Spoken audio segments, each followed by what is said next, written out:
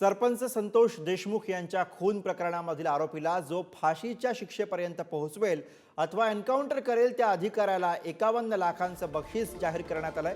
माढा तालुक्यामधील शेतकरी कल्याण बाबर यांनी ही घोषणा केलेली आहे।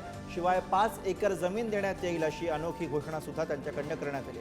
एवढंच नव्हे तर मुख्य सूत्रधाराला लवकरात लवकर अटक करणाऱ्या अधिकाऱ्याला 2 लाख रुपये रोख देण्यात येतील असं बक्षीस सुद्धा माढ्यामधील शेतकऱ्यांना जाहीर केलं।